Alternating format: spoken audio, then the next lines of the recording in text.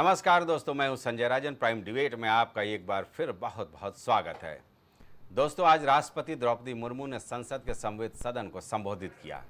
संसदीय परंपरा में इसे अभिभाषण कहते हैं। राष्ट्रपति द्रौपदी मुर्मू ने अपने अभिभाषण में मोदी सरकार पार्ट 3 का भविष्य का रोड मैप देश की जनता से साझा किया। पिछले सरकार में हुए जनहित कार्यों का लेखा जोखा भी पेश करने की कोशिश की। दरअसल अभिभाषण किसी भी सरकार की नीतियों का एक तरह से श्वेत पत्र कहा जा सकता है, जिसके जरिए बहुत ही आसानी से समझा जा सकता है कि आने वाले दिनों में देश की सरकार क्या कुछ करने वाली है या अब तक क्या कुछ उपलब्धियां हासिल की हैं। राष्ट्रपति ने अपने अभिभाषण में इस बात का दावा किया कि साल 2021 से लेकर 2024 तक औसतन 8% की रफ्तार से देश का विकास हुआ। भारत अकेले दुनिया के विकास में करीब 15% का अकेले योगदान दे रहा है। राष्ट्रपति ने यह भी कहा कि उनकी सरकार अर्थव्यवस्था, विनिर्माण और कृषि क्षेत्र को बराबर महत्व दे रही है। राष्ट्रपति अभिभाषण पढ़ती गई, सत्तारूढ़ दल में थपथपाकर स्वागत करता रहा और विरोधी दल लगातार नारेबाजी, शोर शराबा करते नजर आए। दोस्तों, इस बार सदन की कार्रवाई के पहले ही दिन लोकसभा में इंदिरा काल के आपातकाल को लेकर निंदा प्रस्ताव पारित किया गया और आज जैसे ही राष्ट्रपति द्रौपदी मुर्मू आपातकाल पर बोलने लगी, सदन के भीतर जमकर हंगामा शुरू हो गया। दरअसल राष्ट्रपति अपने अभिभाषण में आपातकाल को संविधान पर बड़ा और सीधे हमले का काला अध्याय घोषित किया, जिसकी वजह से उस वक्त देश में हाहाकार मच गया। राष्ट्रपति बोली, लेकिन ऐसी असंवैधानिक ताकतों पर देश ने जीत हासिल करके दिखाई है, क्योंकि भारत के मूल्य में गणतंत्र की परंपराएं रही हैं। यह तो बात रही आपातकाल को लेकर। अभिभाषण में पेपर लीक को लेकर सरकार की गंभीरता की झलक भी साफ तौर पर देखने को मिली। राष्ट्रपति ने भरोसा दिया कि भविष्य में कोई पेपर लीक न हो, इसके लिए सरकार सख्त उपाय कर रही है। अभिभाषण में आगे कहा गया कि सरकार का प्रयास है कि देश के युवाओं को अपनी प्रतिभा दिखाने का उचित अवसर मिले। इस सत्र में आने वाले बजट पर राष्ट्रपति ने भरोसा दिया कि आने वाला बजट बड़े आर्थिक और सामाजिक फैसले के साथ कई ऐतिहासिक कदमों वाला होगा। दूरगामी नीतियों और भविष्यवादी दृष्टिकोण का प्रभावशाली दस्तावेज होगा नई सरकार का पहला बजट। दोस्तों, यानी कुल मिलाकर किसान से लेकर महिला सशक्तिकरण तक की संकल्पना राष्ट्रपति के अभिभाषण में साफ तौर पर दिखाई पड़ी। चलिए आज हम इसी अभिभाषण की संकल्पना को लेकर एक बेहतरीन पैनल के साथ चर्चा करेंगे, लेकिन पहले सुन लेते हैं अभिभाषण को लेकर कुछ बयान। देश में संविधान लागू होने के बाद भी संविधान पर अनेक बार हमले हुए हैं। आज 27 जून है। 25 जून 1975 को लागू हुआ आपातकाल संविधान पर सीधे हमले का सबसे बड़ा और काला अध्याय था। मेरी सरकार भी भारत के संविधान को सिर्फ राजकाज का माध्यम भर नहीं मानती, बल्कि हमारा संविधान जन चेतना का हिस्सा हो, इसके लिए हम प्रयास कर रहे हैं। इसी ध्येय के साथ मेरी सरकार ने 26 नवंबर को संविधान दिवस के रूप में मानना शुरू किया है। रंगोल जो है वो बड़ी ही भव्यता से जो है उस राष्ट्रपति जी के आगमन पे उसका जो है वो परचम लहराया। हमारी सनातनी, हमारी भारतीय संस्कृति का एक जो धरोहर है उसका सबने जो है वो सम्मान किया। देखिए, इमरजेंसी एक काला दिन था ही, उसमें बहुत सी जातियां हुई। उस जातियों का भुक्तभोगी आम जन, गरीब जन के लोग थे और उसका याद करना बहुत जरूरी था। काला दिवस के रूप में उसको पेंट करना बहुत जरूरी था, क्योंकि कांग्रेस वालों ने ही संविधान का उस समय धज्जियां उड़ाई थी और आज संविधान की प्रति लेकर के हर जगह घूमे फिरते हैं कि एनडीए की सरकार है, उस संविधान पर खतरा है। तो चोर मचावे शोर की बात वो कर रहे हैं। इससे परिलक्षित होता है कि साहब वो संविधान को हर तरह से खिलवाड़ किया, हर तरह से बिगाड़ किया और आज वो संविधान की दुहाई देते हैं। इसलिए राष्ट्रपति जी ने बहुत सुटेबली कहा है और आम जन को, भारत की जनता को समझना चाहिए कि आज संविधान का खतरा नहीं है, बल्कि यदि खतरा भी है तो वही लोगों से जो 1975 में किया था। देखिए, राष्ट्रपति जी ने जो अभिभाषण दिया वो सरकार का पेपर है। उसकी सच्चाई क्या है जमीन पे, इस पे जाना पड़ेगा। क्या जो उन्होंने कहा सब कुछ ऐसा ही हरा है क्या? सच ये है, आज भी वंचित वर्ग के लोग बुनियादी सुविधाओं से दूर हैं। इतनी महिलाओं का रेप और हत्या, एनसीआरबी का डाटा कहता है इतने रेप और हत्याएं हो रही हैं। आज भी मूछे रखने पे, घोड़ी पे बैठने पे, सामूहिक रूप से बारात रोकी जाती है, सामूहिक रूप से बहिष्कार होता है। इसका जवाब देना पड़ेगा। कितने लोगों को जो है बुनियादी सुविधा मिली है, बच्चे सुसाइड कर रहे हैं, स्कॉलरशिप का पैसा नहीं आ रहा है। बैकलॉग नहीं भरा जा रहा है, रिजर्वेशन प्रमोशन लागू नहीं कर रही है सरकार, और तमाम तरह की जो नीट के बच्चों का मामला, पेपर लीक है, इन पे सब पे जवाब देना पड़ेगा। पहले तो ये है कि बीजेपी अभी भी ये समझ रही है कि वो 2019 के रिजल्ट में है। तो अभी उर्दू में कहते हैं कि अभी ख्वाब गफलत से बेदार नहीं हुए हैं। दूसरी बात यह है कि इस पूरे प्रेसिडेंट के एड्रेस में कहीं पर भी लफ्ज माइनॉरिटी का इस्तेमाल नहीं हुआ। आखिर क्यों? भाई संविधान की आप बात करते हैं तो संविधान में आर्टिकल 30 में लिखा नहीं है माइनॉरिटी, तो इतनी नफरत क्यों है? तीसरा यह है कि नौजवानों की बात हो रही है, बेरोजगारी तो इनका मुकद्दर बना कर रख दिया। सबसे ज्यादा बेरोजगार अगर कोई इस देश में है तो नौजवान हैं, उनके बारे में सिर्फ बातें हो रही हैं। सरकार कहती है कि हम सर्विस सेक्टर को भी और इन्वेस्टमेंट को भी देख रहे हैं, तो इन्वेस्टमेंट है कहाँ? अगर इन्वेस्टमेंट होता तो हमारी और ग्रोथ दिखाई देती। कुछ लोगों की ग्रोथ से देश की ग्रोथ नहीं हो सकती है, कुछ लोगों की ग्रोथ से तो हमारा नंबर अच्छा हो सकता है, हम 5 में नंबर की व्यवस्था बन सकते हैं, लेकिन हमारे देश का किसान, गरीब और जो अभी तक 10 साल में सबसे ज्यादा उत्पीड़ित हुआ है। परम आदरणीय राष्ट्रपति जी ने अपने नई लोकसभा के उद्घाटन भाषण में इमरजेंसी की त्रासदी को याद कराया, उसका उन्होंने पूरा निषेध किया। हमें कभी नहीं भूलना चाहिए आगे की जनरेशन को कि कांग्रेस वाले जो बार बार कहते हैं कि हम संविधान की रक्षा करेंगे, आज तक राहुल गांधी ने कुछ कहा हाउस में, चुपचाप बैठे रहे। उस इमरजेंसी में क्या लोकनायक जेपी, क्या अटल बिहारी वाजपेयी, क्या लाल कृष्ण आडवाणी, क्या नानाजी देशमुख, क्या जॉर्ज फर्नांडिस, क्या कुलदीप नैयर, क्या उनके आज के समर्थक लालू प्रसाद, मुलायम सिंह यादव, सब मिसा में बंद थे। जो सरकार कहते हैं वही बात राष्ट्रपति के भाषण में आता है। देखेंगे इस बार कोई ऐसी नई चीज वो लोग लाने वाले हैं, क्या देश को देने वाले हैं। देखेंगे इन्फ्लेशन और अनएम्प्लॉयमेंट का समस्या सुलझाने वाले हैं।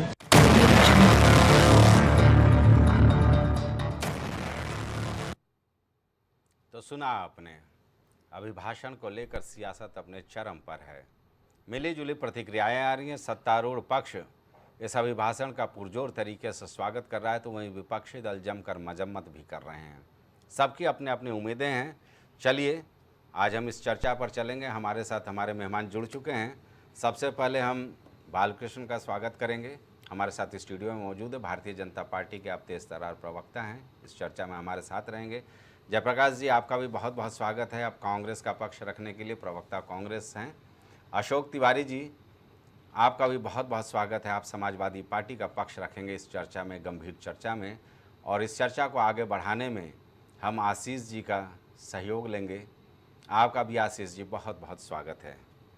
सबसे पहले हम चर्चा की शुरुआत करेंगे। चूँकि मामला राष्ट्रपति के अभिभाषण से जुड़ा हुआ है, तो मैं चाहूँगा कि हर कोई तार्किक पक्ष ही रखे, क्योंकि देश की राष्ट्रपति महामहिम हैं और उनके अभिभाषण पर अगर हम चर्चा कर रहे हैं तो तार्किक तरीके से हम अपनी पूरी बातें रखें। मैं सत्ता पक्ष और विपक्ष दोनों से ये अनुरोध करूंगा। आशीष जी, चर्चा की शुरुआत आपसे।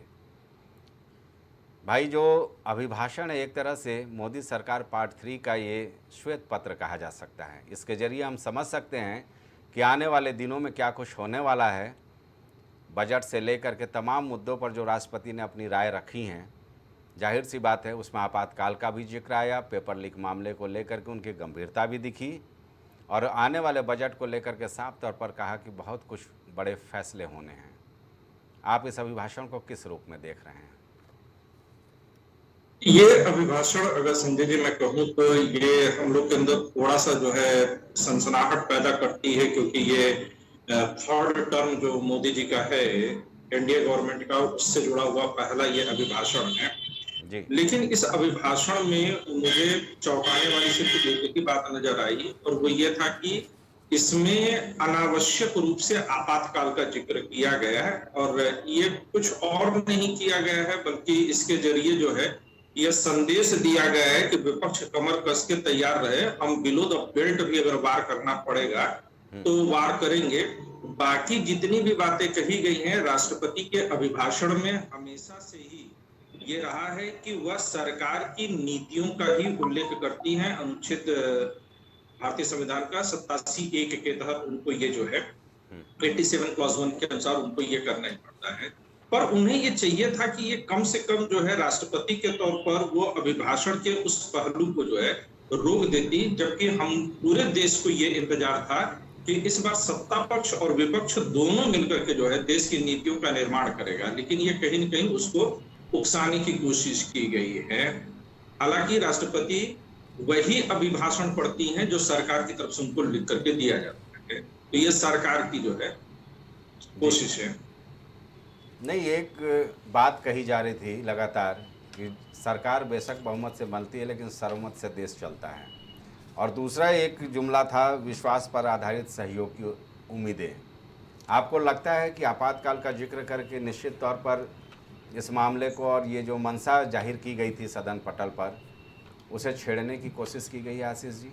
इसकी वजह से हमें लगता है कि आज जिस तरह से इंडिया ब्लॉक की बैठक भी किया है, कल राहुल गांधी चर्चा की शुरुआत भी करने वाले हैं, अभिभाषण पर सबसे पहले वो सदन में बोलेंगे, तो उम्मीद है क्या कि शांतिपूर्ण तरीके से माहौल रह पाएगा संसद का?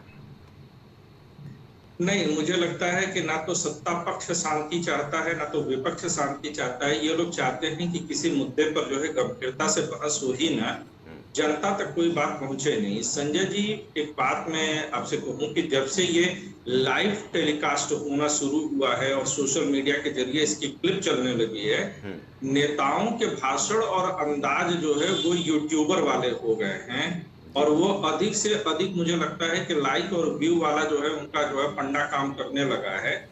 और कहीं न कहीं पिछले चुनाव में लोकप्रियता नापने का तरीका भी लोगों ने नेताओं का बताया था कि किस पार्टी के पास कितने लाइक्स और कितने वोट हैं।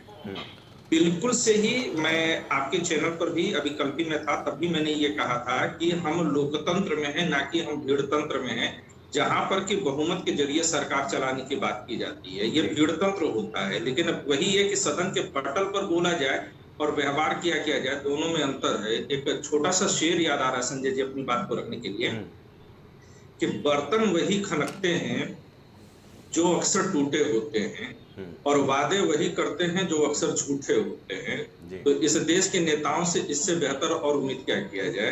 तो बिल्कुल नहीं, हम लगातार 5 साल तक अब संघर्ष ही देखने वाले।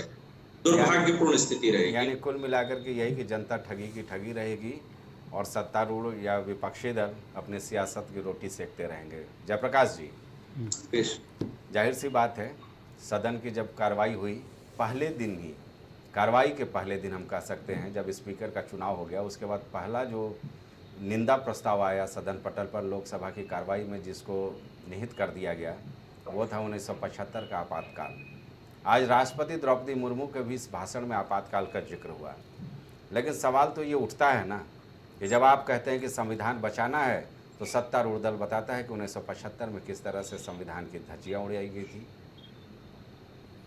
देखिए, संविधान का मतलब केवल एक संविधान का प्रलेख या किताब होता ही नहीं। चूँकि संविधान की जिस परंपरा को हम लोगों ने ब्रिटेन से अपनाया है वहाँ तो लिखित संविधान ही नहीं है। तो संविधान का मतलब संवैधानिक नैतिकता और संवैधानिक मूल्य परंपरा भी होता है, और उसके प्रति निश्चित रूप से 75 की क्या बात है, जब बाबा साहब संविधान अर्पित किए थे तभी आप देख लीजिए, जब संविधान का निर्माण हो गया था तो उसी हफ्ते आरएसएस के ऑर्गेनाइजर में संविधान के बारे में क्या प्रतिक्रिया आई थी। और उस समय रामराज परिषद करपात्री जी चलाते थे। इन लोगों ने तो कहा कि ये संविधान जितना 200 साल में अंग्रेजों ने नुकसान नहीं पहुंचाया उतना भारतीय संस्कृति को पहुंचा दिया। संविधान को खारिज किया, राष्ट्रध्वज को खारिज किया, राष्ट्रध्वज आरएसएस मुख्यालय में फहराया भी नहीं 5 दशकों तक। तो स्वाभाविक सी बात है कि संविधान के कुछ अंशों पे हो सकता है कि आपातकाल का ये जो जिक्र करते हैं वो अघोषित आजकल के आपातकाल के तुलना में तो बड़ा सॉफ्ट नजर आता है, और वो निश्चित रूप से उसके दौरान ऐसा नहीं हुआ। अगर याद करना है तो स्वाभाविक है कि काला कारनामा की पहली जो काला मतलब कहिए कि सागर ही है, उसका प्रस्थान बिंदु तो आरएसएस का ऑर्गेनाइजर है, उसके लिए माफी मांगे। राष्ट्रध्वज का जो अपमान इतना दिन किया गया उसके लिए माफी मांगे। और ये बिड़ला साहब पिछला जो कार्यकाल रहा है जिसमें स्वाभाविक सी बात है कि आपातकाल में निकाल के देख लीजिए कि क्या एक साथ 100 सदस्यों को बाहर किया गया उच्च सदन में, जहां मतलब संसद में तो व्यक्ति की आज़ादी पे कोई पहरा ही नहीं, और जो मतलब स्पीच है उसको स्पंज किया गया, और आप चौथे खंबे हैं व्यक्ति की आज़ादी के। मतलब बड़े भास्कर समूह हो, यहाँ का भारत समाचार हो, उन पे छापेमारी की गई, आज भी जेल में सड़ रहे हैं पत्रकार। तो सवाल ये है कि व्यक्ति की आज़ादी चाहे चौथे खंभे की हो, सड़क पे हो, सदन में हो, उसके प्रति जो इनका रवैया है वो आपातकाल से तो लाखों गुना ज्यादा। और दूसरी बात है कि आरएसएस अगर ये बात करती है कि नहीं हम संविधान आपातकाल में गड़बड़ हुआ था, केवल वही नहीं था, सामाजिक संविधान तो हमारा सामाजिक न्याय वाला है ना, सामाजिक न्याय के जो हमारे समाज की दुखती रग हैं, आधी आबादी है, अकलियत है, दलित भाई हैं, इनको इंपावर करने के लिए जब जब संवैधानिक कदम उठाए गए, जैसे आधी आबादी के इंपावरमेंट का सबसे बड़ा कदम हिंदू कोड बिल वही बाबा साहब ले आए थे। तब संघ क्या किया था? आज अगर हिंदू महिलाएं बेपर्दा हैं, एक पत्नी व्रत है, संपत्ति में बराबरी है, तो स्वाभाविक है कि एक एक्ट बस है, और उसका इतना विरोध हुआ कि उसको टुकड़े टुकड़े में नेहरू जी को लाना पड़ा। और उसके लिए क्या क्या कारनामा नहीं कर लिए जनसंघ के सांसद और सड़क के बाहर। तो आज अगर पूरा ध्यान से देखिएगा इस देश में, वो बाबा साहब ही नहीं, आपको एक चीज बता दें कि जब से आप दलित चेतना उठा लीजिए, ज्योतिबा फूले साहब रहे हो, पेरियार रहे हो, बाबा साहब रहे हो, काशीराम रहे हो, आखिर ये लोग जैसे ही समाज सुधार के बराबरी के लिए बात करते हैं तो क्यों सनातन के खिलाफ हो जाते हैं? जयप्रकाश जी, एक सवाल और ले लीजिए, फिर मैं बालकृष्ण के पास चलूँगा। आपातकाल को लेकर राहुल गांधी समेत तमाम नेताओं ने अलग अलग मंच पर कहा था कि वो दिन दुर्भाग्यपूर्ण थे।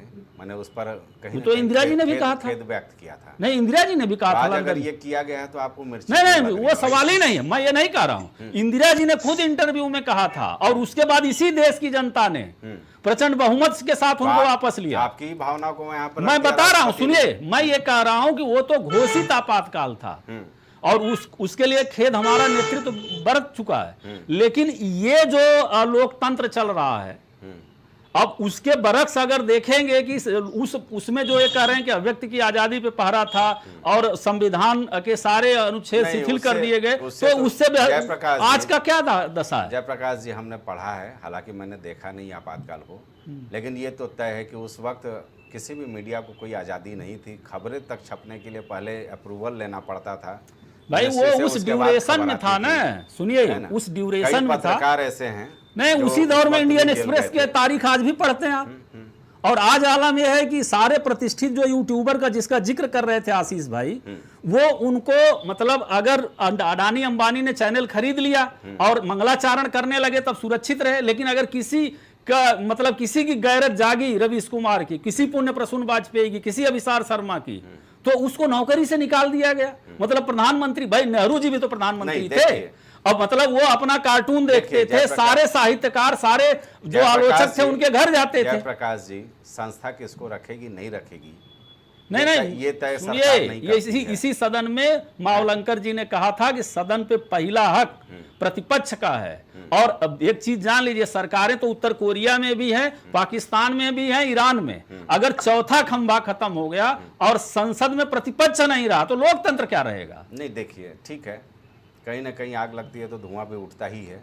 भाई मैं तो पत्रकार देखिए, वो तो इसलिए है कि संविधान के प्रति इनकी जो निष्ठा है, संविधान के प्रति इनका रवैया छिपा नहीं है। वो आग ऐसे नहीं लगी है कि बदलाव इनके सांसद कहे, लल्लू सिंह कहे, हेगड़े साहब कहे, और आरएसएस 2025 में स्वर्ण शताब्दी मनाएगा तो वो मनुवादी संस्कार है उनका, वो उन्हें कबूल ही नहीं होता कि आधी आबादी बराबरी सांस ले ले, दलित पिछड़ा बराबरी से चल जाए। चलिए, ठीक है, पत्रकारिता की एक परिभाषा ये भी है, मैं और आशीष जी संभवतः दोनों मानते इस बात को कि पत्रकार को हर समय समालोचक होना चाहिए, एक तरफा दृष्टिकोण कभी भी नहीं, एक तरफा हो या ना हो। गणेश शंकर, सुन लीजिए, सियासी दल से सुन लीजिए, मुझे अगर सियासी दल से बिल्कुल होंगे, लेकिन तो निश्चित तौर पर इस तरह के परिदृश्य नहीं, पत्रकारिता का मतलब एक चीज तो तय है, गणेश शंकर विद्यार्थी, चूंकि उनसे पवित्र आत्मा तो पत्रकारिता कोई था नहीं, मतलब ऐसी शहादत जिसमें राष्ट्रपिता कहे कि अगर मेरी मौत आए तो मैं ऐसे ही मरना चाहूंगा, तो भारतीय पत्रकारिता के लिए इससे बड़ा अब तक वाक्य कोई है ही नहीं।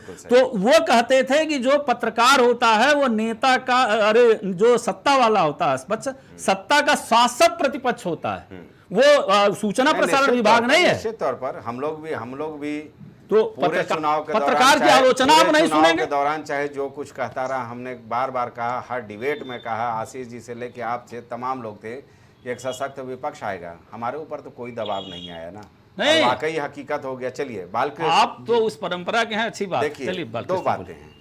एक तो मोहन भागवत ने साफ तौर पर कहा था, नसीहत भी दी थी कि भाई विपक्ष को विपक्ष की तरह अब समझे। याद आया, ठीक है, नहीं सवाल तो जब मैं- जब सवाल तो विपक्ष मैं को करता रौदा हूं। जा रहा था, नहीं, ठीक है। वो विपक्ष के अब चयनित। जयप्रकाश जी आपकी बारी हो गई, आपके पास आएंगे तब आप बोलिएगा। बालकृष्ण से ये सवाल है। और दूसरा, प्रधानमंत्री जी शुरुआती दौर में ही जब संसद की कार्रवाई शुरू हो रही थी, उसके पहले वो मीडिया को संबोधित कर रहे थे। उन्होंने कहा कि विपक्षियों को साथ लेकर के चलेंगे, सर्वमत और बहुमत की बात, बहुमत से सरकार बनाना और सर्वमत से देश चलना, ये भी प्रधानमंत्री बोल चुके थे। तो आखिर ऐसी नौबत क्यों आ रही है साहब कि बार बार आपातकाल, जो गए दिन की बात हो गई, कई पीढ़ियां गुजर गई, कई सरकारें बन गई, इंदिरा जी 1980 के बाद वापसी भी कर ली। अगर आप चर्चा छेड़ेंगे तो फिर जैसे जयप्रकाश जी संघ के शुरुआती दौर में जो उनकी भावनाएं थी उसका जिक्र करेंगे, तो एक नया विवाद तो खड़ा होगा ना। कोशिश तो ये होनी चाहिए कि अभिभाषण में बहुत कुछ अच्छी बातें भी थी। देखिए संजय जी, इतना ही कहते हैं कि जब कांग्रेस के लोग संविधान हाथ में लेके चलते हैं तो ये बताते हैं कि आर्टिकल 352 का प्रयोग हमने किस प्रकार से 1975 में किया, इस देश को पता रहना चाहिए। तो वास्तव में हमारा धर्म बनता है, क्योंकि 51 से लेकर 80 तक जनसंघ, 80 से लेकर आज तक भाजपा। तो जो हमारा वैचारिक हो रहा है कि कांग्रेस ने किस प्रकार से संविधान को ख़त्म करने का काम, और अब 21 महीने का जो आपातकाल था उसमें देखिए 5 संविधान संशोधन हुए, 38वां, 39वां, 40वां, 41वां और 42वां।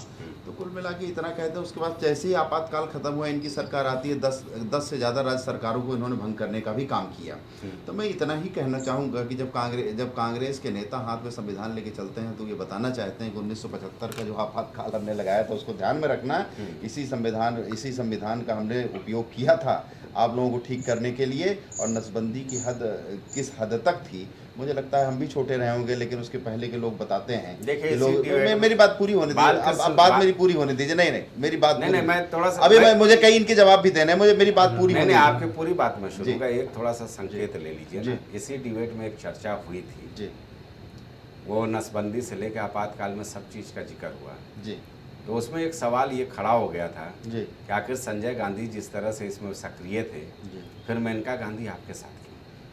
मैं फिर एक बात कह दूं, इसलिए मैं कह रहा हूं कि बड़े तार्किक तरीके से हम बात कर रहे हैं। नहीं, आप तार्किक बात कर रहे हैं, अब मेरी बात सुनिए, अपनी बात करें। भारतीय जनता पार्टी वास्तव में संगठन आधारित दल है, व्यक्ति विशेष की किसी की पार्टी नहीं है। और मुझे लगता है 51 से लेकर जनसंघ से लेकर भाजपा तक जो भारतीय जनता पार्टी का सांगठनिक चरित्र है वो सबके समझ पता है। यहाँ कोई ये नहीं कह सकता है कि नहीं हम ही सर्वे सर्मा है। तो निश्चित रूप से जिन दलों ने कभी संविधान की धज्जियां उड़ाई, निश्चित रूप से वो एक पारिवारिक परंपरा, एक पारिवारिक विरासत के आधार पे पार्टी को चलाने वाले लोग थे, और उसका खामियाजा इस देश को भुगतना पड़ा किसी न किसी रूप में। दूसरी बात, अभी इन्होंने एक बहुत अच्छा एक जिक्र किया, करपात्री जी महाराज को धर्म सम्राट कहा गया, और मुझे लगता है कि इस देश का जो सनातन मतावलंबी है वो करपात्री जी महाराज के चरणों में नतमस्तक था।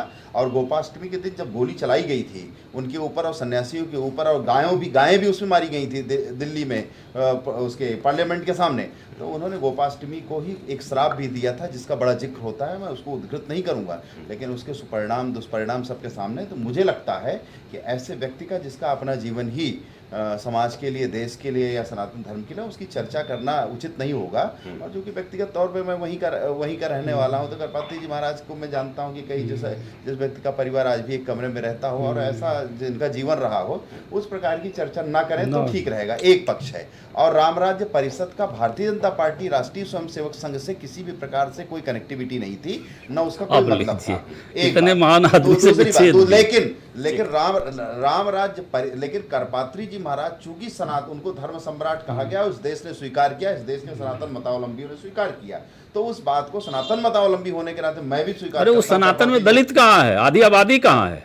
राम राज परिषद अगर प्रदर्शन करेगी कि आदि आबादी को हक न मिले, वो कहते थे कि एक दलित ने वो अछूत शब्द यूज किए थे बाबा साहब के लिए, आप क्या बात कर रहे हैं? वो सनातनी होगा? कौन सा सनातन? सनातन माने दलित लागू करेंगे और बात हिंदू कोड दलित की बात कर रहे हैं। साबानो केस 1986 की जजमेंट को जब आप पलट देंगे और उसके बाद पलटने के बाद आप शरीयत का समर्थन करेंगे और बात करेंगे हिंदू कोड बिल का, जब आप बाबा साहब भीमराव अंबेडकर को चुनाव हराते हैं या उसके खिलाफ प्रत्याशी करेंगे, तब आपको दलित विरोध नहीं समझ में आता है। दलितों का उपयोग और शोषण कांग्रेस की देन थी। बाबा साहब अंबेडकर को हर जगह अपमानित करने का काम कांग्रेस ने किया है। आज तो हम भारतीय जनता पार्टी का कार्यकर्ता प्रत्येक बूथ पे बाबा साहब अंबेडकर को पूछता है, पुष्पार्चन करता है, उनकी जयंती मनाता है। आपने क्या कर दिया? बाबा साहब को अपमानित करने का काम, चुनाव हराने का काम, सदन भेजने का काम किया है। इस प्रकार का काम कांग्रेस ने किया। संविधान को नष्ट करने का काम, बाबा साहब की अस्मिता को अपमानित करने का काम कांग्रेस ने किया है। तो उस पे आप क्या बोलेंगे? ठीक है, चलिए अशोक जी के पास भी चल लेते हैं। अशोक जी, कल आपातकाल को लेकर के जो संसद में निंदा प्रस्ताव चल रहा था, तो एक मैं देख रहा था कि असमंजस की स्थिति आप लोगों में देखने को मिली। कांग्रेस हंगामा करती रही और आपके सारे सांसद बैठे रहे जी, क्योंकि आपातकाल के आप भी भुक्तभोगी हैं। मुलायम सिंह यादव भी 19 दिन जेल में रहे।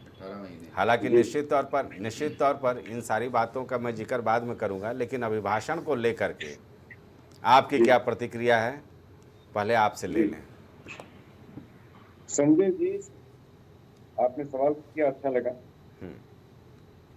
सच्चाई ये है कि अभिभाषण जो होता है ये सत्ता पक्ष की तरफ से लिखा गया एक प्रक्रिया होती है, जो कि वो जैसा चाहता है वैसा बुलवाता है राष्ट्रपति। ये सभी जानते हैं, आप भी जानते, सारे पत्रकार जानते हैं, पूरा देश जानता है जी। देश सत्ता पक्ष जो चाहता है वैसा राष्ट्रपति बोलता है।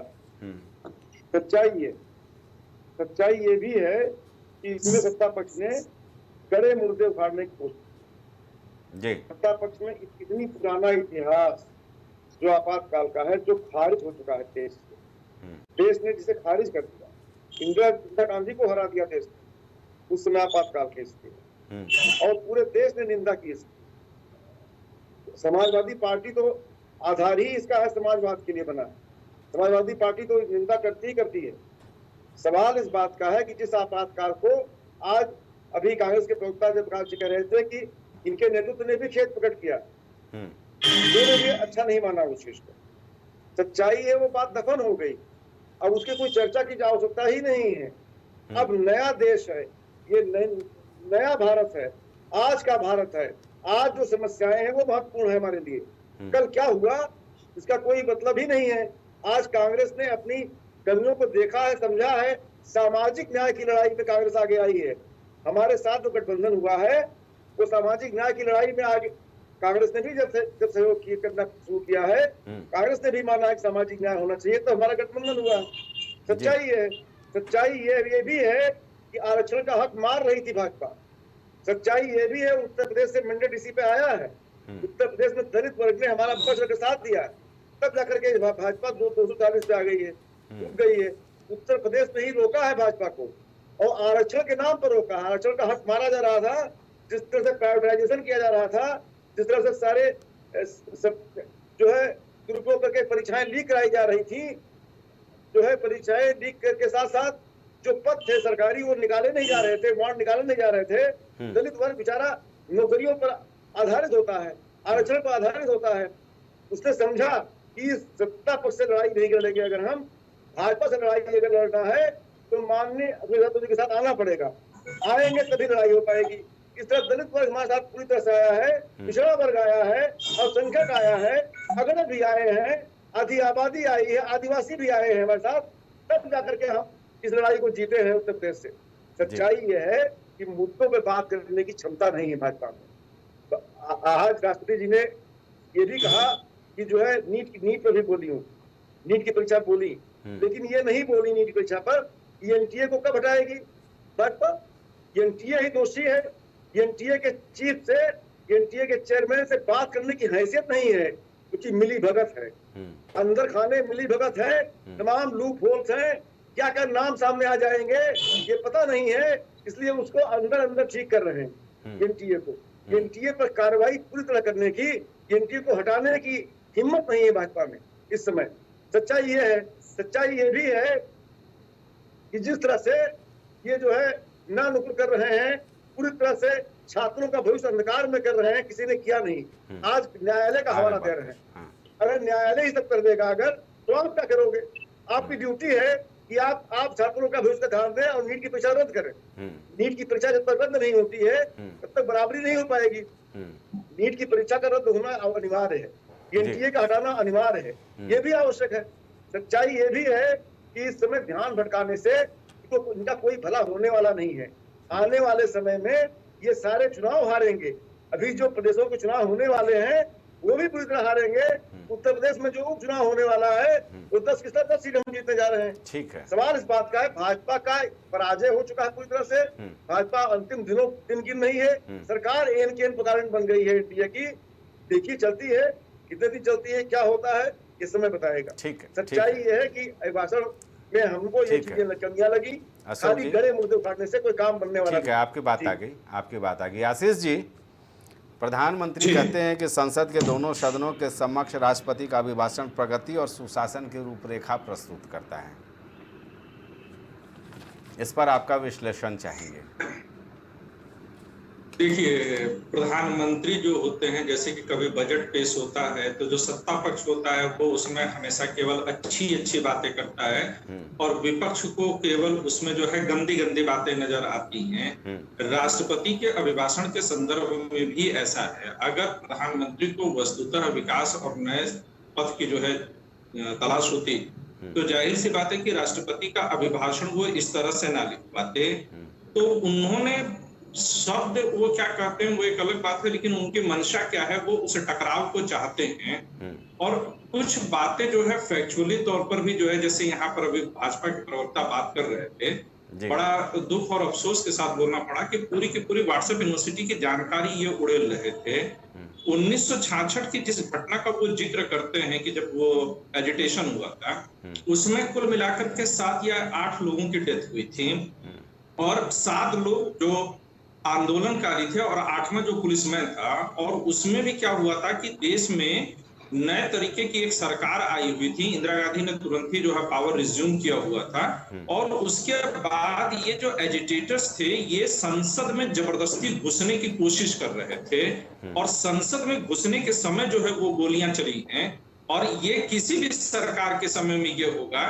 जिस तरह से किसान आंदोलन के समय में जो है हम लोगों ने स्थिति देखी, क्या वहां पर गोलियां नहीं चली, क्या वहां पर जो है ट्रक नहीं चले। तो अनावश्यक व्हाट्सएप यूनिवर्सिटी का प्रयोग इस तरह के गंभीर, आपके चैनल पर चूंकि गंभीर चर्चा होती है इसलिए मैं चाहता हूं कि व्हाट्सएप यूनिवर्सिटी को दूर रखा जाए और इसी तरह के बयान के जरिए जो है जनता को भ्रमित किया जाता है। मैं एक बात और बता दूं कि जिस 66 की घटना का वो जिक्र करते हैं उस समय देश के प्रधान गृह मंत्री गुलजारी लाल नंदा जी हुआ करते थे, जो कि खुद जो है हिंदू चिंतक बहुत बड़े माने जाते थे और साधु समाज जो एक संगठन हुआ करता था उसके वो सदस्य थे और नतीजन उनको जो है अपना पद छोड़ना पड़ा था। तो इस तरह के जो है बवाल से किसी का कभी भला नहीं होता है। और 1975 में इमरजेंसी का भी जो पीरियड का बार बार जिक्र हो रहा है, उस समय जो जनसंघ के नेता थे, आप रामलीला मैदान के घटना को जिक्र करिए जिसमें जेपी थे, राजनारायण थे और साथ में जनसंघ के तमाम नेता थे, वाजपेयी जी थे, आडवाणी जी थे और ये भी कहा जाता है कि नरेंद्र मोदी भी उस समय वहां पर मौजूद थे। और उस समय सेना और पुलिस दोनों का आह्वान किया गया था कि आप सरकार की बात को मानने से मना कर दीजिए, जबकि सर्वोच्च न्यायालय ने ये आदेश दिया हुआ था कि इंदिरा गांधी प्रधानमंत्री बनी रहे। तो सर्वोच्च न्यायालय के आदेश के आ जाने के बाद इस तरह का जो है बयान क्यों लाया गया? और कहीं अगर यह हकीकत हो गई होती कि सेना और पुलिस सरकार की बात मानने से मना कर देती तो आप समझिए कि देश के कितने टुकड़े हुए होते।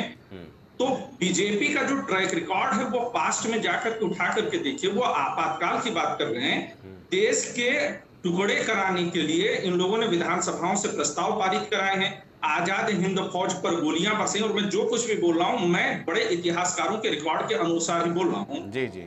वामपंथी तो कहीं पर भी ये देश के कभी यदि आप कुछ बोलेंगे तो निश्चित रूप से मैं भी ये कहूंगा कि वामपंथी बेचारे मैं जितना बोल रहा हूँ वो सरकारी रिकॉर्ड है, देश दुनिया के तमाम चीजों से रिकॉर्ड है। और वामपंथी जो है, आप मेरी बात सुन लीजिए, वामपंथी जो है वो भगत सिंह भी थे। और ये क्या वजह है कि भाजपा को भगत सिंह से बड़ी दिक्कत है, भाजपा के नेताओं को चंद्रशेखर आजाद से दिक्कत है, भाजपा के नेताओं को सुभाष चंद्र बोस से दिक्कत है। वो इनकी विचारधारा को देश के खिलाफ मानते हैं और जिस मुस्लिम लीग के साथ खड़े होकर के पाकिस्तान का विभाजन करवाते हैं, पाकिस्तान का जो विभाजन करवाया गया, आप सुनिए, व्हाट्सएप यूनिवर्सिटी से बात मत करिए, जिस भाजपा से अनर्गल बात नहीं कर रहा हूँ, व्हाट्सएप यूनिवर्सिटी से रिकॉर्ड नहीं उठा रहा है। जिस 1943 में सिंध विधानसभा की प्रांत से उस समय जो है हिंदू महासभा के साथ मिलकर के प्रस्ताव पर प्रोविजंस कब अप्लाई होते हैं बता दीजिए, इसको संविधान के विशेषज्ञ हैं आप, बता दीजिए क्या है आर्टिकल 352 के प्रोविजंस कब अप्लाई करेंगे, कंडीशन बताइए। युद्ध कब, बाह्य आक्रमण, आंतरिक अशांति। अरे भाई साहब, अब इनके उत्तर देने के लिए आप थोड़ी आप अपना बोलिए। बाह्य आक्रमण कौन सा हुआ था? और 1976 में जब ये लगा था 1975 में आता कि 62 के युद्ध में जब चाइना ने एक्साइज उसके बारे में आप चर्चा नहीं करेंगे? क्यों नहीं करोगे? कर लीजिए, बहुत अच्छा। आप मुझे बात सुनिए, उस समय संसद में चर्चा हो रही थी। नहीं, इस तरह नहीं है, सुन लीजिए, आप चुप हो जाइए। 70 लागू करके हाँ, सॉवरेन स्टेट हिंदुस्तान की बात आप करते हैं, कहाँ सॉवरेन स्टेट रहा? ये तो भारतीय जनता पार्टी ने देश को एक करने का काम किया, 370 समाप्त किया, एक देश एक विधान एक किसान, ये काम श्यामा प्रसाद मुखर्जी जी ने। अच्छा ठीक है, क्या राजगढ़ प्रलाप करते हैं भाई? अरे श्यामा प्रसाद मुखर्जी था मंत्री मुस्लिम लीग का बंगाल में, पाकिस्तान के बंटवारे वाली मुस्लिम लीग का। आप कह रहे हैं कि वो आदमी एकीकरण किया? नहीं, बात नहीं है। आप एक ऐसे देश के टुकड़े करवाने वाले आदमी को कह रहे हैं कि ये एक सवाल मेरा ले लीजिए। ठीक है, अब तो पाकिस्तान के जमराता। ठीक है जयप्रकाश जी, आशीष जी, अब श्यामा प्रसाद मुखर्जी को पटेल बता रहे, अभी पटेल का इससे बड़ा अपमान क्या होगा? का एप्लीकेशन गलत इंदिरा गांधी ने किया। एक सवाल ये विषयांतर चाहिए। बहुत सारे नेताओं को जिसमें समाजवादी नारायण को लेकर सब जेल में डालने। नहीं, देखिए आशीष जी, जयप्रकाश जी, आप इसका समर्थन कर रहे हैं। नहीं, सुनिए, आप इमरजेंसी का समर्थन। अरे भाई, एक्सपर्ट को बोलने दो, मछली मंडी नहीं है। आप एक्सपर्ट को नहीं बोलने देंगे, ये क्या तमाशा है? कौन सी डिबेट? जयप्रकाश जी रुकिए, जयप्रकाश जी, अरे आप बोलना लिख लीजिए, बोलिए। आशीष जी रुकिए। अब एक एक्सपर्ट बोल दे, पत्रकार ठीक है, यही है, ठीक यही है। मैं कह रहा था कि वो आपातकाल अच्छा था। नहीं, जयप्रकाश जी, विशेषज्ञ के रूप में आप हमारे विचार अलग हो सकते हैं, हमारे विचार अलग हो सकते हैं। इन दोनों की आवाज डाउन कीजिए, आप एक विशेषज्ञ की आवाज डाउन कीजिए। घोषित आपातकाल, घोषित आपातकाल। मेरी बात सुनिए, मेरी बात बोलने नहीं दे रहे। आप प्रवक्ता है, आपको आवाज नहीं सुननी। जयप्रकाश जी, मैंने पहले ही बोला था कि आज अभिभाषण पर है कमेंट किया तो एक चीज मेरी बात सुन लीजिए, विशेषज्ञ है। 352 को जिस तरह से आपातकाल में इस्तेमाल किया गया था, उसको लेकर के सवाल खड़ा होते रहे हैं। मैं भी पॉलिटिकल साइंस का स्टूडेंट हूँ, जाहिर सी बात है वो 352 का मामला नहीं बनता था, क्योंकि बाह्य आक्रमण देश पर कुछ नहीं हुआ था। अरे लेकिन तर्क से बात कीजिए ना भाई। सुनिए, हमसे साफ से नहीं फिर वही सुनिए, आपको संविधान नहीं पढ़ना। एक चीज मेरी बात सुन लीजिए, आप सबको संविधान मत पढ़ाइए, आप अपना बात करिए। बालकृष्ण जी, एक बात मेरी सुन लीजिए। आशीष भैया, एक बात मेरी सुन लीजिए। सवाल ये खड़ा होता है बालकृष्ण ना, तर्क से बात की जाए तो ज्यादा बेहतर होता है कि जिस इंदिरा गांधी को लेकर के संसद में स्वर्गीय अटल बिहारी वाजपेयी, सुनिए, ये गलत। अरे भाई, अरे यार तुम ही बताओगे सर, गलत बात भी नहीं। आप जाकर के यूट्यूब पे देख लेना, उन्होंने कहा था लेडी आयरन इंदिरा गांधी जी, कभी नहीं कहा, ये रिकॉर्ड में है ना। ऐसे मैं अनर्गल नहीं, मैं कोई न गोदी मीडिया हूँ, न मैं कांग्रेसी मीडिया हूँ, न मैं समाजवादी मीडिया हूँ, ठीक है। अरे मैं बताता हूँ, सुनिए जयप्रकाश जी, सुनिए, अभी नहीं, अभी मेरी टिप्पणी हो रही है तो आप शांत रहें। उसमें साफ तौर पे तर्क इस बात का बनता है, इस पर सवाल भी खड़े हो रहे हैं, तमाम आर्टिकल भी लिखे जा रहे हैं, या आखिर वो इंदिरा जिसकी तारीफ की गई थी, खैर ठीक है, बंगाल विभाजन में जिस तरह से उनका योगदान रहा था, उसके बाद अटल बिहारी वाजपेयी ने उनकी तारीफ की थी। या आप जा करके आप देख सकते हो, उस कार्रवाई में, संसद की कार्रवाई में यूट्यूब पर मौजूद है, उसको मैंने सुना भी है, आप भी सुने बालकृष्ण। आपातकाल को अगर हटा दिया जाता तो शायद तमाम ऐसी चीज़ें थी जिसमें आपने सड़क निर्माण से लेकर के विनिर्माण से लेकर के एविएशन से लेकर के सरकार की उपलब्धियों का अभिभाषण में शानदार जिक्र था। कल निंदा प्रस्ताव पारित हो ही गया था, तो राष्ट्रपति के अभिभाषण में चूंकि ये जब तक सरकार इस दस्तावेज पर अपनी मुहर नहीं लगाती है तब तक अभिभाषण राष्ट्रपति तक पहुंचता नहीं है, और लिखता भी वही है, ये आप जानते हो। तो इस मुद्दे को अगर हटा दिया जाता तो शायद बेहतर रहता। बालकृष्ण, अब हमें दीजिए। फिर आ रहे हैं। मैं इतना बता दूं, ये राष्ट्रपति जी का स्वविवेक है और सबसे शीर्षस्थ संवैधानिक पद है आ रहे हैं इस देश का, जिसमें राष्ट्रपति जी जिसका प्रतिनिधित्व। ये फिर गलत बोल रहे हैं। स्वविवेक नहीं, सरकार का लिखित पत्र होता है। पहले स्वविवेक नहीं होता भाई, गलत बोल रहे हैं। राष्ट्रपति का स्वविवेक नहीं होता अभिभाषण, जयप्रकाश जी सरकार का लिखित दस्तावेज पढ़ते हैं। सुनिए जयप्रकाश जी, लेकिन ये परंपरा में है कि सरकार का लिखित दस्तावेज है, लेकिन संविधान में ये माना जाता है कि राष्ट्रपति अपनी बातें रख रही हैं। ठीक है, हाँ, पद इस देश का उच्चतम संवैधानिक पद है। एक एक करके पहले बोल लेने दीजिए, फिर अपनी आपत्ति दर्ज कर लीजिएगा। संवैधानिक पद है। निश्चित रूप से राष्ट्रपति जी ने, चूंकि संविधान की सबसे, मुझे लगता है कि चूंकि उच्चतम पद है तो संविधान की रक्षा का सबसे बड़ा दायित्व, महती दायित्व उनके पास है। तो 75 में जो हुआ, आगे उस प्रकार की पुनरावृत्ति ना हो, चूंकि विपक्ष जब संविधान लेके घूमता है तो ये डर बना रहता है, कांग्रेस जब विशेष रूप से दौड़ती है तो ये डर बना रहता है कि वो 352 फिर इस देश में अप्लाई ना हो जाए, उसकी याद दिलाते हैं। तो ये सतर्क करना कम से कम भारतीय जनता पार्टी संगठन और भारतीय जनता पार्टी की सरकार और एनडीए की सरकार का दायित्व है कि जब कांग्रेस दौड़े संविधान लेके, तो ये जरूरी है बताना कि कांग्रेस संविधान लेके तभी दौड़ती है क्योंकि 352 इसी संविधान को लेके अप्लाई किया था। दूसरी बात, ये लोग बहुत अघोषित आपातकाल की बात करते हैं। मुझे नहीं लगता कि संविधान में ऐसा कोई प्रोविजन है जिसमें अघोषित आपातकाल की बात हो। ये कहते हैं कि संवैधानिक संस्थाएं आज इनके हाथों में है, उनके हाथों में। मैं बताता हूं कि संवैधानिक संस्थाएं इनके चंगुल से मुक्त हुई हैं और स्वतंत्र और निरपेक्ष रूप से काम करें। Committed judiciary, committed bureaucracy Indira Gandhi का संकल्प था, जिसको उन्होंने 352 का आपातकाल लागू करके उन्होंने पूरा किया। और कमिटेड प्रेस भी चाहती थी, इसलिए प्रेस पे प्रतिबंध लगा के उन्होंने कमिटेड प्रेस की उनकी जो संकल्पना थी उसको भी पूरा करने का काम किया। तो मैं इतना बता दूं कि जब कांग्रेस के नेता, इस देश को ये पता रहना चाहिए कि अरे यही पिछली बार बोले हो भाई, ये डर, एक रामायण मत पढ़ो, पूरा अभिभाषण वही था। जयप्रकाश जी आपके पास आ जाएंगे, मतलब आप आ जाएंगे, आपके पास आ जाएंगे, आप अपनी बात रख लीजिएगा। डिबेट कुछ है ना, कुछ तो स्तर होना चाहिए। नहीं, रुक जाइए। जैसे आपातकाल इंदिरा गांधी का सीधा पढ़ना है तो इसको 5 मिनट हमारा भी दे दीजिए। हम बोल ले, कुछ कायदे चर्चा कर लीजिए। हम आपके पास आ जा रहे हैं, रुक जाइए 2 मिनट। हाँ, उनको आप बोल लो अभी, केवल इंदिरा जी ने किया बोलिए, हम लोग चारों लोग सुनेंगे। संविधान जब कांग्रेस लेके टहले, अब कांग्रेस ये 10वीं बार है भाई साहब, क्या देखेगा, सतर्क रहना चाहिए। ये 10वीं बार सतर्क रहना चाहिए। ये 25 जून ये सही में व्हाट्सएप ज्ञान का धन है। अरे भाई जयप्रकाश जी, आप लोग संविधान यही 10वीं बार बोल रहा, सुन लीजिए। अरे 10वीं बार बोल रहे, तमाशा यार, वरिष्ठ प्रवक्ता न, अब क्या तमाशा, आपका काला अध्याय है जो इस देश के सामने। अरे भाई जयप्रकाश आप इसको कितना, ये डिबेट है ना, भाजपा कार्यालय नहीं है, आपका ये काला अध्याय आपने लिखा है। अभी भाषण पे भी बालकृष्ण कुछ बोल दीजिए ना। लिखी है जिससे आप मुंह नहीं मोड़ पाएंगे। बिल्कुल नहीं, ठीक है, ठीक है, यही शुरू से लास्ट तक करेंगे। गलती माननी चाहिए। ठीक है, ठीक है। अशोक तिवारी जी भी 18 महीने, मुलायम सिंह यादव आपके संस्थापक अध्यक्ष रहे हैं, 18 महीने वो भी जेल में रहे हैं। ये बात आपको स्मरण है। समाजवादियों का ये आंदोलन था जिसमें जनसंघ, समाजवादी और पूरा देश, देश का जनसंघ साथ था, जिसमें उनका नारायण जी के दामदारी सिंह, अभिभाषण की बाकी चीजें भी आ जाए भैया। खाली करो, जनता आती है, इसी नारे से डर के इंदिरा गांधी ने इस काम को किया था। तो निश्चित रूप से अशोक तिवारी जी को भी इस बात से सहमत होना चाहिए और आपातकाल पुनः कांग्रेस न लागू कर पाए इसके प्रयास। और एक बार कथा फिर से, रामकोला की कथा है देवरिया में, जानते हैं आशीष जी ने। चलिए डिबेट बहुत होती, रामकोला कथा एक बार और कह दीजिए।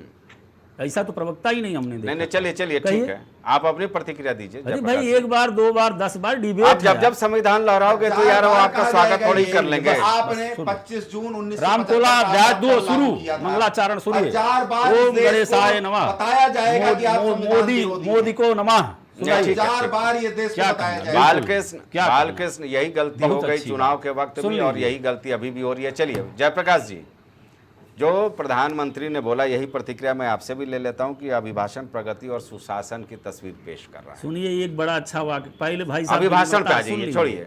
अभिभाषण की मैं बात कर रहा हूँ, समय निकल जाएगा जल्दी, निकल तो खत्म कर ही दिया इन्होंने डिबेट ही। लेकिन ये है कि बीच में मत बोलिएगा, बोलना होगा तो हम छोड़ देंगे, फिर आप बोलिएगा।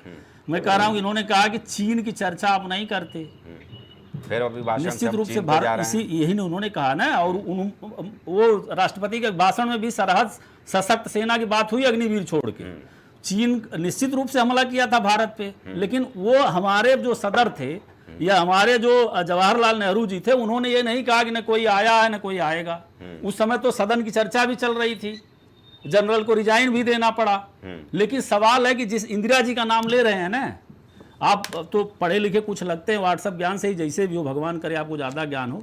माओ का 5 उंगलियों का सिद्धांत था, जाके पढ़ लीजिएगा, जिसमें उनकी पूरी विदेश नीति ही यही थी। वो कहते थे कि चीन हाथ है और तिब्बत हथेली है, 5 उंगलियों में वो कहते थे कि लद्दाख है, नेपाल है, सिक्किम है, भूटान है, अरुणाचल है। ये जो बीच वाली उंगली है ना सिक्किम, इसको तोड़ दिया इंदिरा जी ने और विलय करा लिया। परमाणु परीक्षण उन्होंने किया, बैलेंस किया, और कभी चीन की जमीन पे पैर नहीं रखा, व्यापार प्रतिबंध रहा। आज आपका यह है कि जो हमारा विदेश मंत्री है वो कहता हमसे बड़ी अर्थव्यवस्था है, चीन से हम कैसे मुकाबला करें। अगर यही सोचते भगत सिंह चंद्रशेखर, तब तो कहते थे इसका तो सूर्यास्त नहीं होता। और एक अच्छी चीज बता दें, इनके नाम के आगे पांडे जुड़ा है। ये कह रहे थे कि हम शहीदों की इज्जत करते हैं। जब भाई साहब कह रहे थे सुभाष बाबू की तमाम फौज के तथ्य दे रहे थे तो चिल्ला पड़े। आप बलिया चले जाइएगा, पांडे हैं तो कोई जाहिर है पश्चिम के शर्मा है नहीं। अरे चलिए, चीतू पांडे तो सुन लीजिए, चीतू पांडे आजाद कराए थे 42 में, जब श्यामा प्रसाद जी माननीय मंत्री थे। चूंकि आप कह रहे थे सम्मानित शब्द बोलिए, तो जिन्ना की मुस्लिम लीग के माननीय मंत्री थे। उस चीतू पांडे की एक मूर्ति इंदिरा जी ने बनवाई है। 10 साल हो गया, आपके मोदी जी गए, चलिए भाई राष्ट्रपति हैं, वो तो उड़न खटोलवास जाते हैं। अरे प्रधानमंत्री वो नहीं डाले माला फूल, मूर्ति तो छोड़िए, न एक फेलोशिप है, न एक मूर्ति है, और न ही कहीं नामो निशान है। जब से इनकी सरकार है वो सब बर्दाश्त है। इस अमृत काल में एक माला न योगी जी पहनाए हैं और न प्रधानमंत्री पहनाए हैं, और न इनके एक दयाशंकर जी जो लीडर डीलर बने वो भी नहीं पहना है। इस तरह के सैकड़ों उदाहरण हम दे दें। बाजीराव को बड़ी चर्चा करते हैं, यही झांसी उड़ई काल। अरे भाई साहब, झांसी उड़ई छोड़ दीजिए, प्रधानमंत्री जी बोले मैं ये कह रहा हूं, तो आप ये मत कहिए, आप इसलिए नहीं करते क्योंकि 42 में उनपे माला चढ़ाते ही लोग पूछेंगे हुजूर तब आप कहां थे। तब ये होगा कि अरे हुजूर तो मुस्लिम लीग के साथ सरकार बना रहे थे। और इंदिरा जी को मिटाने का सपना मत देखिए। और वो अटल जी का भाषण गलत नहीं है, चंद्रशेखर जी थे, अटल जी थे, चाहे जो हो, राष्ट्रहित में कोई काम करेगा ये कांग्रेस है। अटल जी को आशीर्वाद दे दिया था नेहरू जी ने, नरसिम्हा राव ने दूत बना के भेजा था। तो इसलिए विपक्ष के प्रति कैसी सहिष्णुता आप क्या हमें बताएंगे? आप बताएंगे हमें क्या? दूसरी बातें अब सुन लीजिए, आधी आबादी की बातें करते हैं, आधी आबादी की सुन लीजिए। आज क्या कारण, आधी आबादी की बात करें, एनसीआरबी का आंकड़ा हमारा है नहीं। दलितों पे सबसे ज्यादा अत्याचार क्यों होता? क्यों दलित पे पेशाब करने वाला भाजपा ही होता? कहे ये सरस्वती शिशु मंदिर का एक टीचर जो था इंद्र मेघवाल को केवल मटकी छू लिया, उसको पीट पीट के हत्या कर देता। क्यों हाथरस का चित्कार इनको सुनाई नहीं पड़ता? क्यों उन्नाव में जिंदा जला दिया गया प्रशासन द्वारा? दीक्षित बहनों को क्यों नहीं सुनाई पड़ती? पूरी तरीके एनसीआरबी का आंकड़ा हमारा है।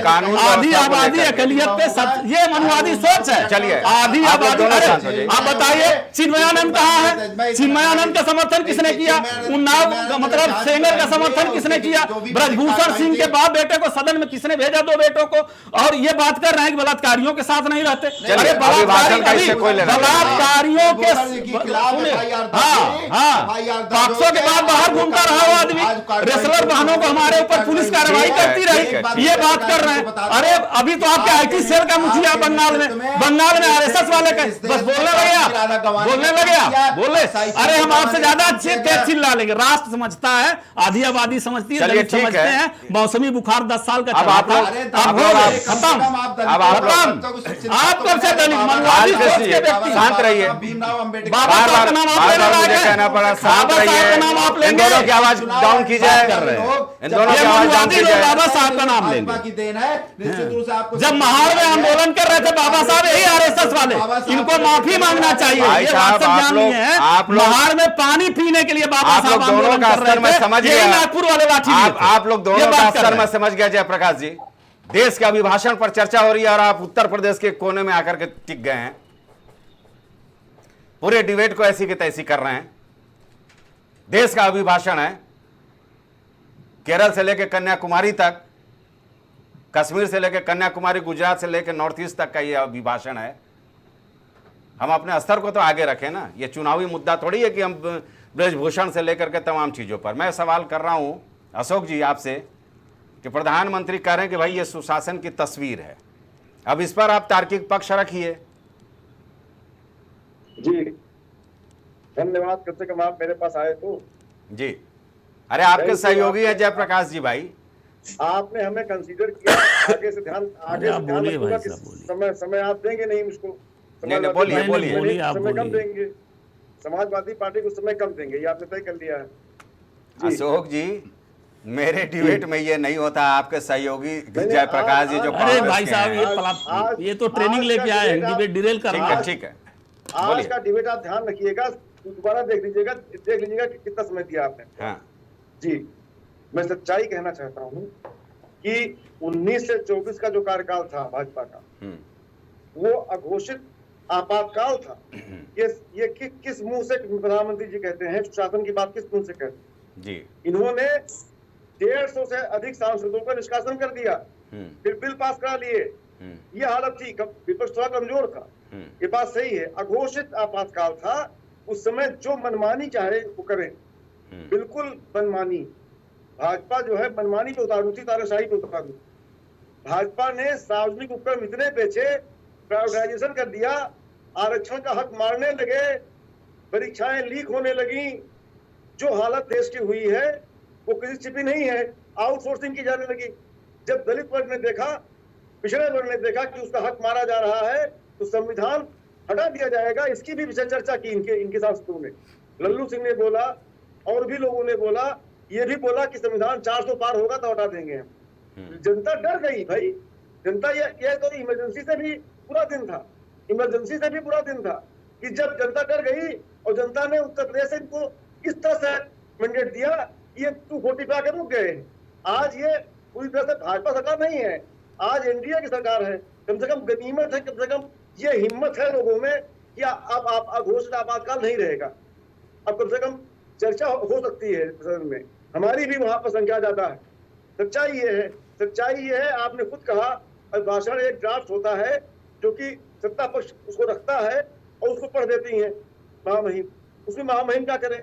उसमें कहीं ये आया कि जो है पिछले साल 150 सांसदों को निकाला गया था, तो नहीं आया उसमें। कहीं आया कि नीट की परीक्षा में एनटीए को हटा देना चाहिए? एनटीए आकर डूबी हुई है इस समय, मैं बार बार कहूंगा, और इस समय का प्रखर मुद्दा है ये। इस समय युवा आक्रोश में है और कुछ होके रहेगा इस पर आसानी से नहीं जाने देंगे इनको बच करके। सच्चाई ये है, और सच्चाई ये भी है कि इनको अब पग पग पर कांटे हैं इनके, इस समय कांटों की भरी ताज है इनका इसमें। और जो ये कह रहे हैं सुशासन, इनका कुशासन था भाई, इन्हीं पर तो अपनी बात समाप्त करता हूँ। इनका कुशासन था और जनता ने देखा है, तब इनका मैंडेट रोका है। उत्तर प्रदेश ने दिशा दिखाई है पूरे देश को। आज हमारा पीडीए पूरे देश में फैल गया है और माननीय राष्ट्रीय अध्यक्ष अखिलेश यादव जी देश के नेता है इस समय। देश पूरा आशा भरी निगाह से माननीय यादव जी की तरफ देख रहा है। जी निश्चित तौर पर भाई कांटों भरा ताज तो है, इसमें कोई दो राय नहीं, क्योंकि सर्वमत से बात बन रही थी। लेकिन जिस तरह से आपातकाल और तमाम चीज़ें ऐसे हैं, अब आप लोगों ने भी तो एक मुद्दा उठा दिया कि संगोल भी हटा दिया जाए, वहाँ संविधान रख दिया जाए। आशीष जी वक्त चूंकि यहीं तक इजाज़त दे रहा है, वक्त यहीं तक इजाज़त दे रहा है, अभी चर्चाएं लगातार चलेंगे, क्योंकि संसद में कल अखिलेश जी भी बोलने वाले हैं, राहुल गांधी भी बोलने वाले हैं, तो तमाम तरह की चर्चाएं होंगी। आशीष जी कंक्लूजन आपकी ओर से हम चाहेंगे, इस अभिभाषण को किस रूप में देखा जाना चाहिए और क्या उसमें आपातकाल का आना सही था? देखिए, मैं बिल्कुल मानता हूँ कि आपातकाल जैसे शब्द को अवॉइड करके सरकार जो है विपक्ष के साथ सहयोग की सही दिशा दे सकती थी। सरकार ही गार्जियन है, तो सरकार को बड़ा दिल दिखाना चाहिए और संसद में के बाहर जो है इस तरह के अपने राजनीतिक बीजेपी अभियान चला सकती थी। वो प्रदेशों में, जिलों में इस तरह के कार्यक्रम चलाती, वहां नहीं चलाना चाहिए था। बाकी इस भाषण में ऐसा कुछ भी नहीं था। हम लोग लगातार कई सालों से देखते चले आ रहे हैं, ये बिल्कुल सरकार की नीतियां आगे चल करके किस प्रकार से होनी चाहिए उसी पैटर्न पर ये था। चलिए, तो संतोषजनक है, बस वही आपातकाल। आशीष जी वक्त यहीं तक इजाजत देता है। हालांकि गंभीर मुद्दा था, बहस काफ़ी गर्मा गर्मी भी हो गई कांग्रेस और भारतीय जनता पार्टी के बीच में। जाहिर सी बात है, अभिभाषण पर कल राहुल गांधी चर्चा की शुरुआत करेंगे। देखने वाली बात होती है कि कल सपा सुप्रीमो अखिलेश यादव और राहुल गांधी क्या कुछ बोलते हैं इस अभिभाषण को लेकर के। फिलहाल सारे मेहमानों का बहुत बहुत धन्यवाद। कल निश्चित तौर पर संसद की कार्रवाई काफ़ी अहम होने वाली है, क्योंकि पहला विधायी कार्य होना है 18वीं लोकसभा का, और जाहिर सी बात है राष्ट्रपति का अभिभाषण पर चर्चा होगी। ये तो तय हो गया है। ये नज़ीर इस डिबेट में भी साफ तौर पर देखने को मिल गया कि न तो सत्तारूढ़ पक्ष झुकने को तैयार है और न ही विपक्षी झुकने को तैयार हैं। यानी माहौल पूरी तरह से कहा जाएगा कि गर्मा गर्म रहने वाला है।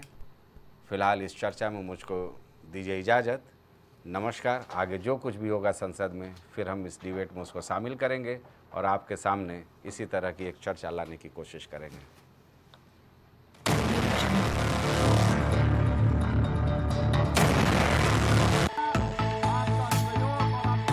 कुछ भाव पुष्प।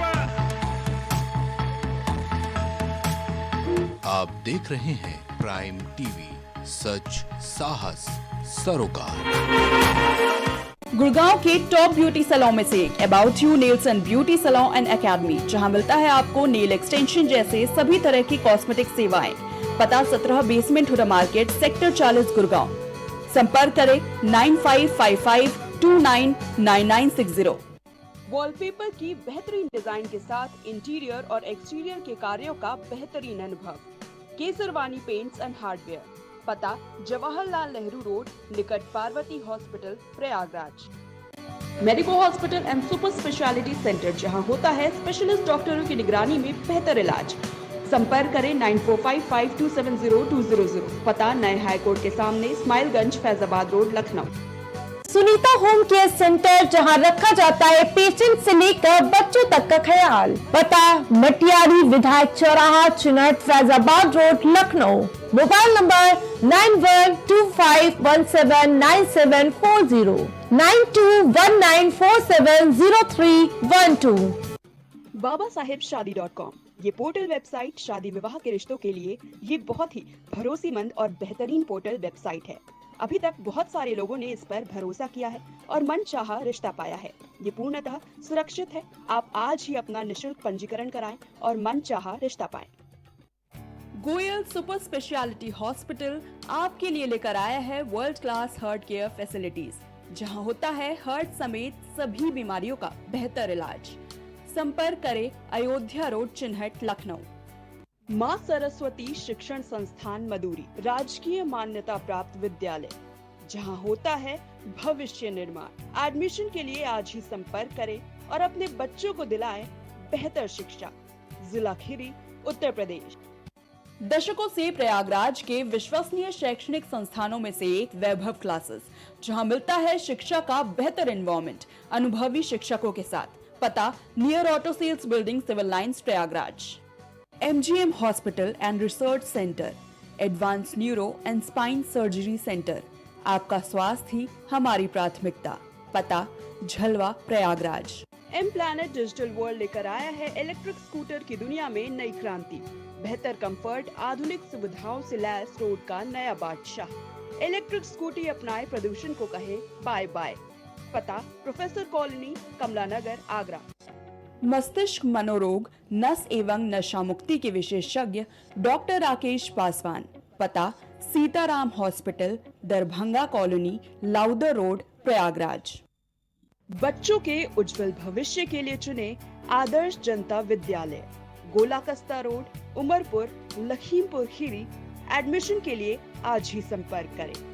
करी भोजपुरी के पहला story telling mobile app यायावरी via Bhojpuri play store से और डूब जाएं दुनिया भर के कहानियन के अद्भुत सागर में आपन भाषा भोजपुरी में। यायावरी वाया भोजपुरी, कथा कहानी आपन बन। Cosmo laser dental clinic and dental implant centre, जो देता है आपको वर्ल्ड क्लास की बेहतरीन डेंटल सुविधाएं। पता प्रथम तल, Vrindavan tower, opposite hotel JK palace, civil lines, Prayagraj, Uttar Pradesh. संपर्क करें 3938882172।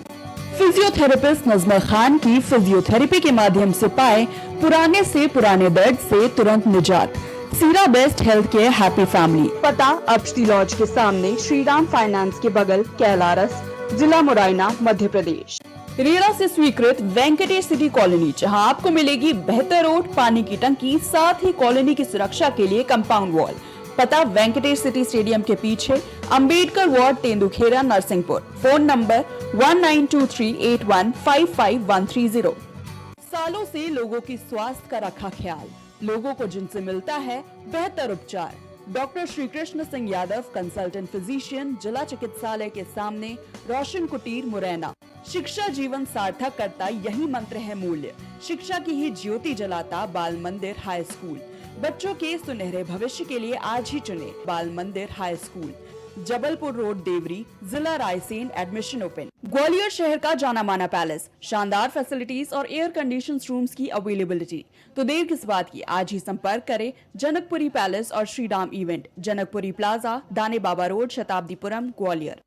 देवरी का प्रतिष्ठित ज्वेलरी शोरूम श्रीकांत ज्वेलर्स। 18, 20 और 22 कैरेट सोने के आभूषणों की विशाल रेंज, चांदी के बर्तन व आभूषण, गिरवी सुविधा उपलब्ध। संपर्क करें सराफा बाजार, देवरी, जिला रायसेन। छूट नहीं पाएगी अब यूपी की कोई भी खबर, क्योंकि हर खबर पर होगी हमारी